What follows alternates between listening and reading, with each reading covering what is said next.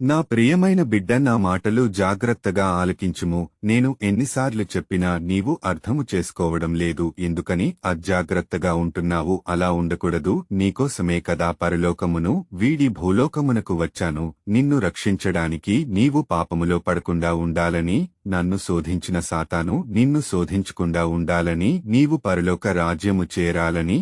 నా యొద్ద నీవు ఉండాలని నేను నీకోసము ఈ మాటలు చెబుతున్నాను. నీవు చేసిన పాపముల కొరకు మీకు విడుదల కలుగచేయాలని, విముక్తి కలుగచేయాలని. నీవు ఎన్ని పాపాలు చేసిన, మోసాలు చేసిన, అబద్ధాలు ఆడినా, దొంగతనం చేసిన, వ్యభిచారం చేసిన ఎదుటివానిది ఆశించకూడదని ఎన్నిసార్లు చెప్పాను. నీవు స్వార్థము కోసము అసూయతో, ద్వేషముతో, కుట్రతో, కుతంత్రాలతో, కపట వేషధారి వలె ఉన్నా నేను నిన్ను పరలోక రాజ్యములో చేర్చాలని నా ఆశ కోరిక కాబట్టి నీ పాపము మానుకో. నేను కుంటి వారిని నడిపించాను, బాగుచేశాను, గ్రుడ్డివారికి చూపును దయచేశాను, రోగులను స్వస్థపరిచాను, మూగవారు మాట్లాడేలాగా చేశాను, చెవిటివారు వినగలిగేలాగా చేశాను, చనిపోయిన వారిని లేపాను, పాపులను క్షమించాను. 5 రొట్టెలు 2 చేపలు 5,000 మందికి పంచిపెట్టినప్పుడు తృప్తిగా నారు కదా. కానాపల్లి వివాహములో నీటిని ద్రాక్షరసముగా మార్చాను. ఇంకా చెప్పాలంటే ఎన్నో అద్భుతాలు చేశాను, ఆశ్చర్య కార్యాలు చేశాను. నీవు ఎన్ని అపరాధములు చేసినా నేను నిన్ను క్షమించాను. నేను ఇన్ని కార్యాలు చేసినా నన్ను నీవు గుర్తించలేదు.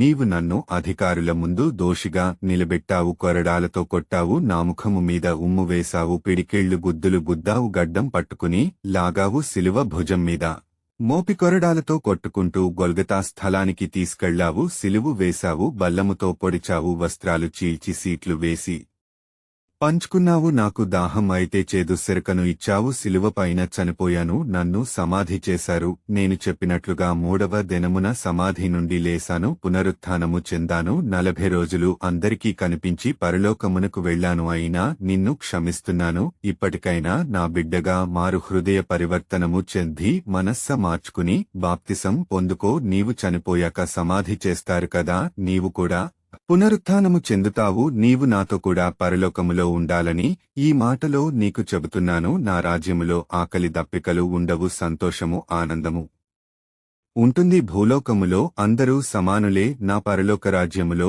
అందరూ సమానులే. మీరందరూ నా బిడ్డలే. నీవు నా ప్రియమైన కుమారుడవు, నా ప్రియమైన కుమార్తెవు. నా మాటలు ఆలకించుము. నేను 2వ రాకడలో రాబోతున్నాను. సిద్ధపడి ఉంటే పరలోకమునకు తీసుకువెడతాను. ఆమెన్.